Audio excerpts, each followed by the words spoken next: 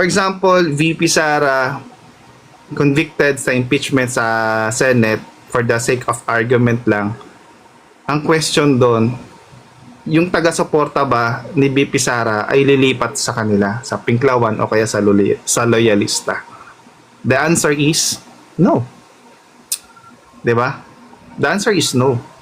Sabi ko nga sa inyo, PRRD nakapag-set na siya ng political standard dito sa Pilipinas after his term. 'Di ba? At yun na ang sinusundan ngayon ng majority of the Filipino. If the candidate na tatakbo sa 2028 hindi hawak yung salitang continuity ni PRRD, hindi sila mananalo. Bakit? Kasi yung pulisiya na yon ni PRRD during his term, yun yung applicable sa mga Pilipino kasi yun ang nararamdaman ng mga Pilipino. Yun ang napakinabangan ng mga Pilipino.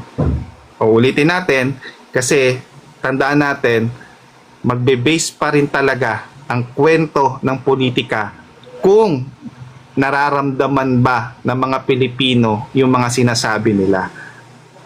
'Di ba? Doon pa rin.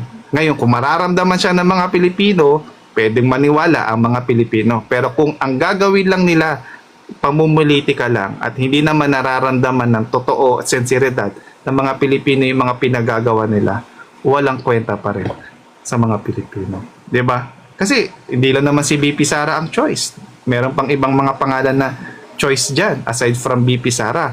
But it doesn't mean, 'di ba, na yung boto ni BP Sara, matagumpay man sila sa impeachment, pupunta sa kanila. Hindi ganun ang mangyayari. Baka mas lalo pang suportahan ng mga Pilipino kung sino yung ituro ni BP Sara na maging presidente.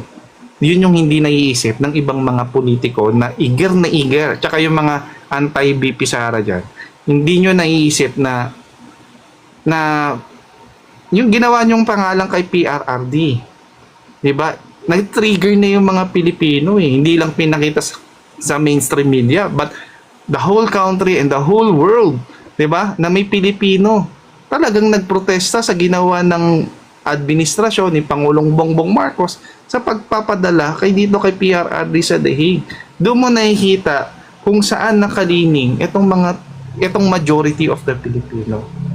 'Di ba? Sabi, ulitin natin, PRRD nakapag-set ng standard ng politika natin sa Pilipinas at yon ang tutuntunin at hahanapin ng mga Pilipino sa mga tatakbong presidente ng Pilipinas. Kaya kapag hindi nila kabit yan, yung salitang continuity, malabong manalo yan. Kaya pansinin nyo, John Vic Remulla, ginagawa nila yung pulisiya ni PRRD para mapansin lang siya na kapareha siya ni PRRD. Pero nakita natin wala naman sincerity. Diba? Hindi siya sincere dun sa sinasabi niya. Diba? Nagkamali pa nga sila sa pagpapatupad ng pulisiya. Yung bawal na kahubad sa kalye. Kaya nga nag-sorry. Diba? So, wala. Hindi talaga. Pa rin talaga, ang standard talaga sa politika natin ngayon, si PRRD pa rin. Diba? Hindi na kung ipupush nyo pa rin yung Pinklawan or Dilawan policies, hindi, ayaw na ng Pilipino. Huwag nyo nang ipilit. Kasi nararamdaman ng mga Pilipino pang-elitista yung datingan. 'Di ba? Pang-elitista yung datingan. Lahat kasi inaaway nila kapag hindi ka sumang-ayon doon sa narrative nila, which is wrong. Hindi kayo makakabenta kapag ganyan.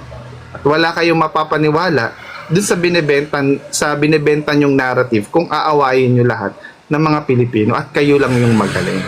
So, minsan, kailangan din nating makinig doon sa mga sinasabi ng iba. Kaya nga dito sa live natin, lagi tayo nagpapakyat different point of view. Diba? May mga umakyat din ditong Dilawan, may umakyat ditong wala namang political side.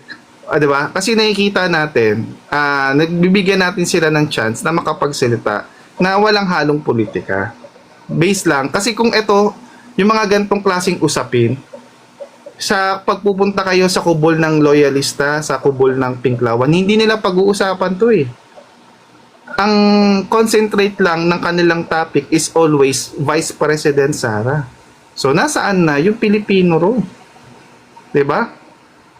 Wala silang pinag-uusapan doon na flood control, wala silang pinag-uusapan doon na accountability. Wala, ang accountability lang nila doon para sa Duterte, but other persons, lalo na kung mga leaders nila yung involved, hindi na nila pag-uusapan.